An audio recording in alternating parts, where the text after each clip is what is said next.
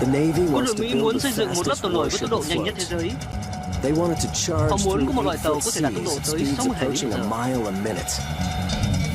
có thể mang các cảm biến điều khiển từ xa, có các mô đun tùy biến theo các nhiệm vụ khác nhau, có thể triển khai chiến thuật chiến tranh chớp nhoáng trên thực tế cùng với trực thăng mang theo tên lửa tấn công.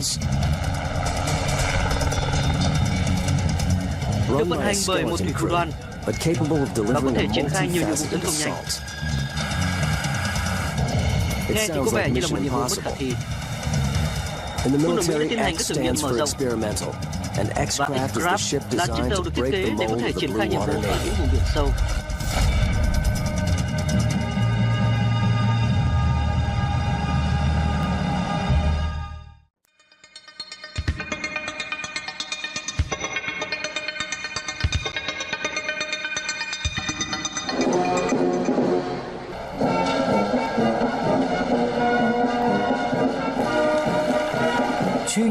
Hai năm kể từ khi dự án được trình duyệt, thông qua ngân sách, thiết kế, sử dụng các tàu thương mại để thử nghiệm trên biển, làm tất cả những gì có thể, chúng tôi tin đây là chiếc tàu hải quân lớn nhất, nhanh nhất, hoạt động tốt ở vùng biển sâu. Đó là một sự chuyển hóa mang tính cách mạng.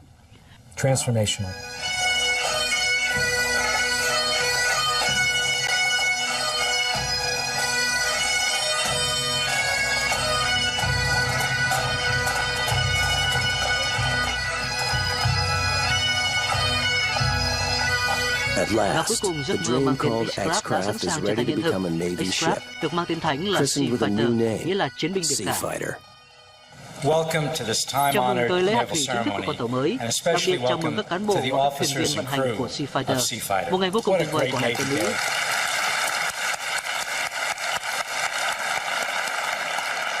Đây là một nhiệm vụ thú vị nhưng đầy thử thách. X-Craft là một ví dụ sinh động của việc triển khai nhiệm vụ một cách tập trung nhất, với những tiến bộ khoa học công nghệ mới nhất, khắc phục rủi ro và khó khăn, chuyển hóa thành sức mạnh của hải quân, tác chiến hải quân và vì xã hội của chúng ta cũng như thế giới. Tôi xin đặt tên thánh cho tàu là Sea Fighter, chiến binh biển cả, giúp phù hộ con tàu và thủy thủ đoàn của nó.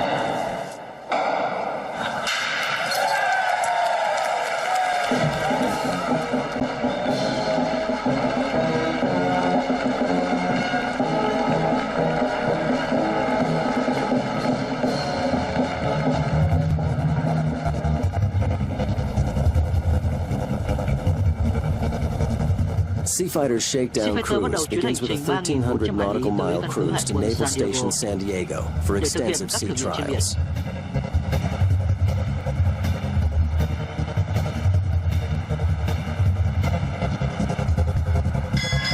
The honor of being Sea Fighter's first commander goes to Brandon Bryan, his first ship's command. Đây cũng là lần đầu tiên Bryan làm thuyền trưởng.